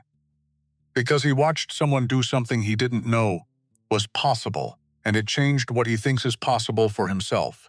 She was quiet for a moment, doing the accounting that was visible in the quality of her silence. "I hope they carry the right thing," she said, finally. "What's the right thing?" She thought about it seriously, without shortcuts. "That it's not about not being afraid," she said. "I was afraid this morning, multiple times. The counter-sniper, the open ground, the gap." She stopped. "Fear isn't the absence of the ability to act. Fear is information. It tells you what matters. The question is whether you let it make the decision or just inform it." She paused. "Declan used to say that the bravest thing you can do isn't to stop feeling afraid. It's to feel it completely and act anyway." Riggs sat with that for a moment. "That should be in the case study too," he said. She almost smiled. "Maybe it will be," she said. He stood, extended his hand. Not a formality, the deliberate thing. The soldier's acknowledgement offered, between equals. Between people who have been inside something together. and are marking the fact of having come out the other side. She took it with her right hand. Firm, steady. It was an honor, Private Voss, he said. She held the handshake for a moment. Mara, she said. He nodded once. Mara, outside the hospital window, the day was running out of light. The sky over Germany going orange, then pink, then the particular deep blue that comes before dark. Indifferent to what the day had contained. Indifferent to ridges and rifles and 27 people who were alive when they might not have been. 2 days later, Alpha Platoon came, not organized. Nobody sent a message. Nobody established a visiting schedule. They just came. In ones and twos and threes through the hospital corridor, Pruitt came first, on crutches. His thigh wound healing, on the schedule that 19-year-old bodies manage when supplied with stubbornness. He stood in the doorway before coming in, checking that the person he was visiting was the same person he remembered from the ridge she was. And wasn't. Same eyes, same steadiness, but without the rifle. Without the operational compression the morning had required, more simply herself. Hey, Voss, hey, Pruitt. He sat in the chair. Looked at the sling, looked at his hands, which had recovered from the shock of the morning, but still sometimes shook slightly in the early hours, which Okafor had told him was normal and would pass. I've been trying to figure out what to say, he said. Since the ridge, I've gone through like 30 versions. You don't have to say anything. I know. I wanted her. You didn't know me. You didn't know any of us. Not really. 2 weeks and we were strangers. He paused, and you still went up that tower. Went outside the line. Fought in the gap with an empty rifle. His voice caught slightly. You did all of that for people who were basically strangers. You weren't strangers, she said. Not after the first hour, he absorbed that. We lost Remy, he said, and that's going to keep hurting. But 27 people are here. He met her eyes, and the reason they're here is you. He said it plainly, like it was a fact. Because it was. I needed you to know that I know that Mara looked at him. At the 19-year-old face, the morning had marked in ways that were invisible but permanent. Every soldier on that ridge was doing their job, she said quietly. The reason 27 people are here isn't just me. It's Teller on the M240. It's Okafor, keeping people functional. It's you staying in your position with a shrapnel wound in your thigh and not leaving it. She paused. It's Riggs holding the line together with nothing but 11 years. And the decision to be the steadiest person in the room. It's all of you, she said. I just reached further. He nodded slowly. The nod of a man who heard her and didn't entirely agree and was going to hold both things at the same time. Okay, he said. But we're still grateful. I know. Navarro came on the third day, brought a water bottle. Same kind as the one on the ridge. Set it on the table. Without comment. The echo of the gesture landing between them with the particular warmth of a private language that two people had created without trying to. She looked at it. Looked at him, San Antonio, she said. He grinned. The real version. Not the fractured almost law from the ridge, the actual thing. The 20-year-old smile that the morning had put away for a while and was finding its way back. San Antonio, he confirmed. He told her about his mother who had called every day since the reports came through. His younger sister, 16 years old, who wanted to join the army. About whom Navarro had extremely complicated feelings that the morning had made more complicated. Mara listened, asked about the sister's name, asked about San Antonio, which she'd passed through once on a transit that didn't count as actually seeing it. For 45 minutes, they talked about nothing that had anything to do with rifles or ridges, or the geometry of survival. And it was the best conversation Mara Voss had had in longer than she could easily calculate. When Navarro left, he paused at the door. I told my mom about you. Not the classified parts. Just that there was someone there at the worst part of the morning who made the difference. He paused. She wants to send you something. She asked what you'd want. Tell her I don't need anything. She's going to send tamales anyway, then tell her I'm grateful. He nodded. He left. Riggs came back on the 4th day, the last before Mara was transferred to a medical facility for the continuation of her physical therapy.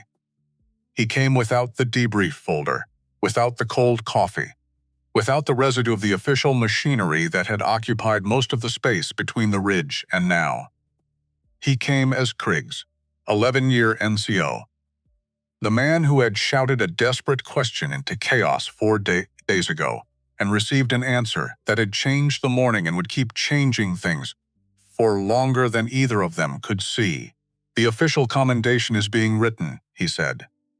"I've been asked to submit a statement. What are you going to say?" "The truth. All of it. The shots, the decisions, the gap, the command vehicle, the 2 years in logistics." Anne Declan, he held her eyes. "His name is going to be in my statement, not a footnote." She looked at him for a long moment.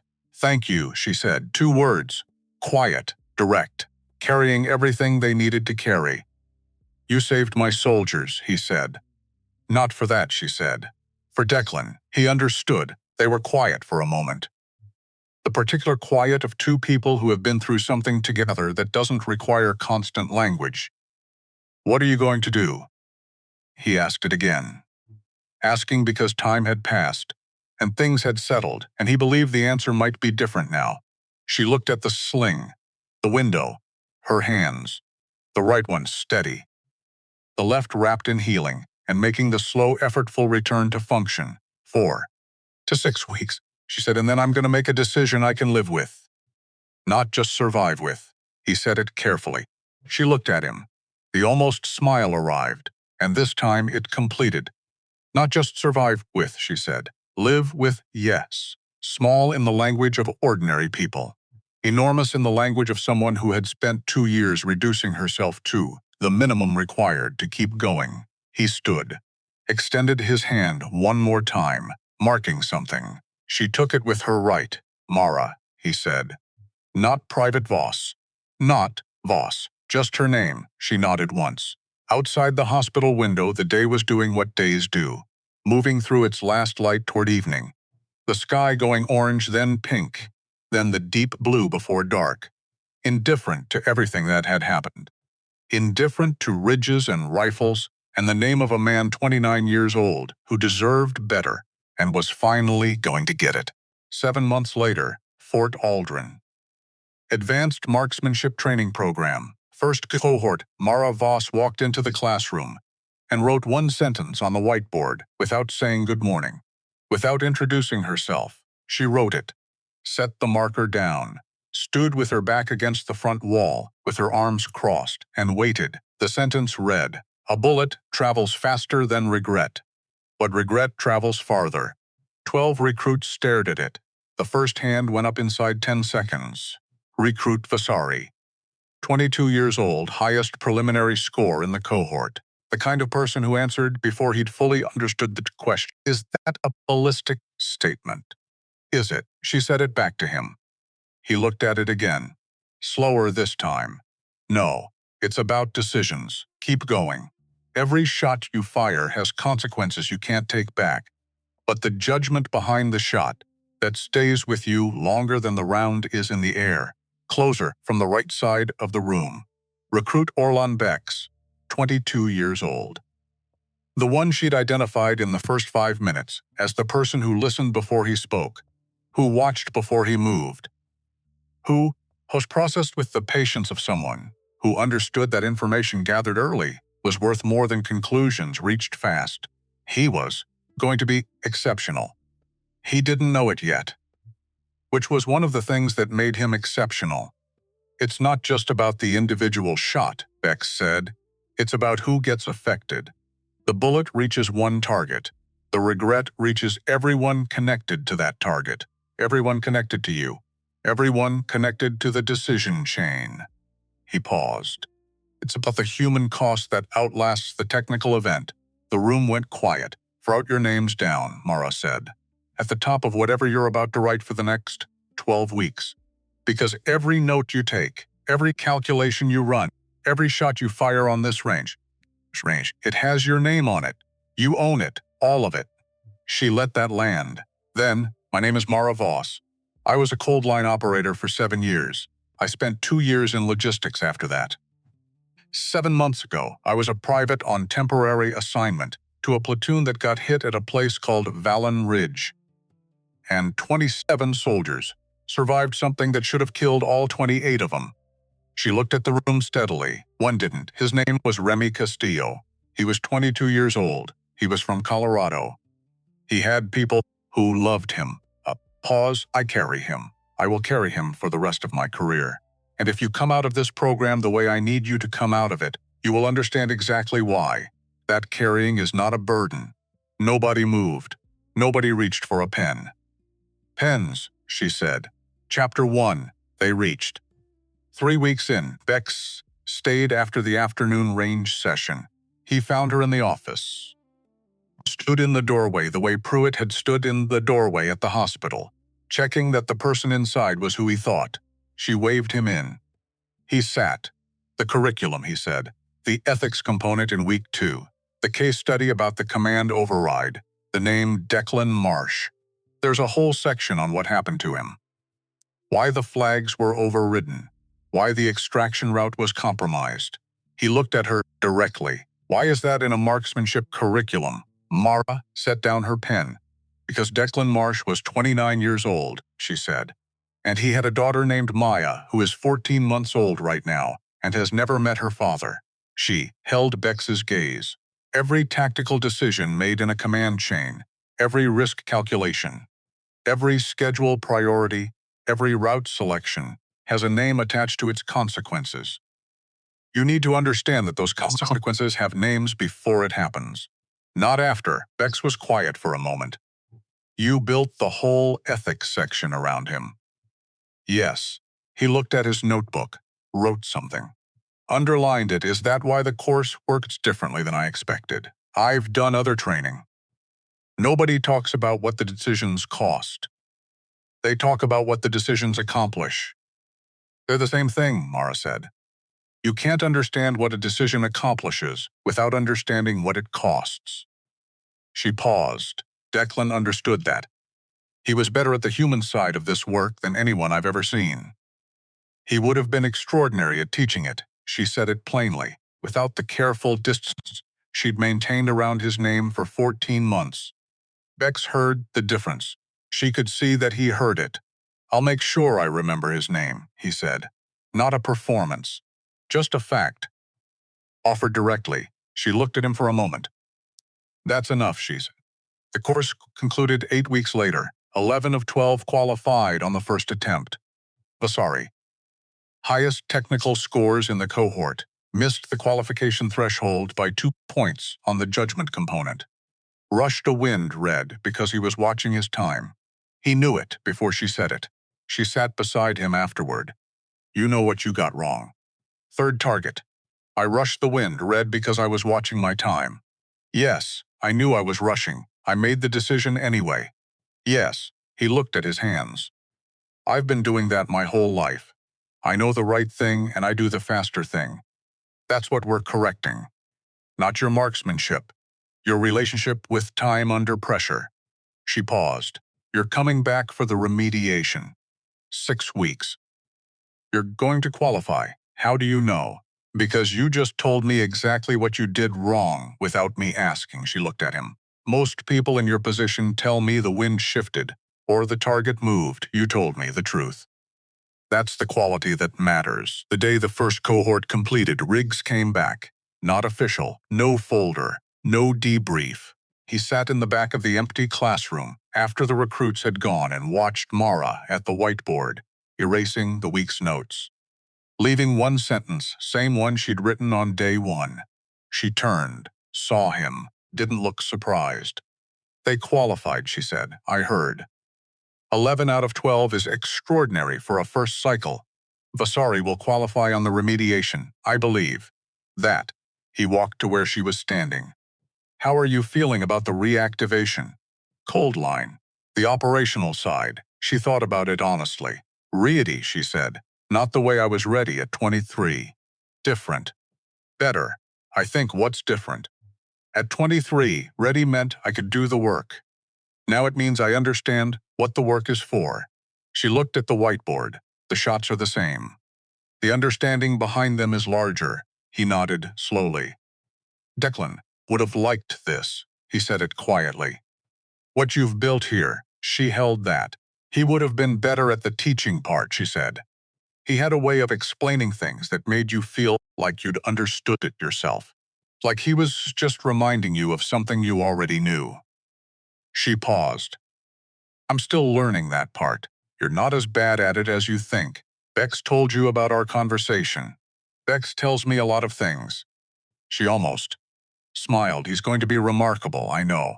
She picked up her rifle, ran her hand along the stock with the familiarity of someone who had maintained the same piece of equipment long enough that it was as known as a handshake. The Barrett, hers, 7 years of knowing. Not Declan's anymore, hers. From the day she decided to keep using it instead of putting it away, I put Beck's observer instincts in his evolution specifically, she said. I want whoever he works with to know what they have before they waste it. The way you weren't known, Riggs said. The way I wasn't known, she confirmed. Not with bitterness. With the flat accuracy of someone who has processed a thing completely and can state it clearly. Nobody looked at the supply clerk. That was useful, and it cost something. And the cost is part of what I teach now. The invisibility gaze, and the choice to end it.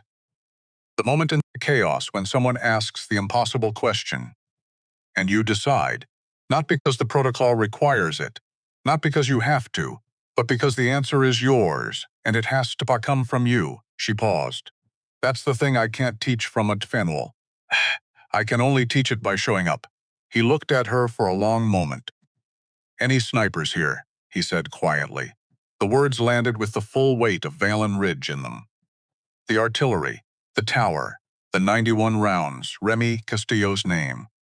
27 people walking off a ridge that tried to keep them. Declan Marsh's name finally where it belonged.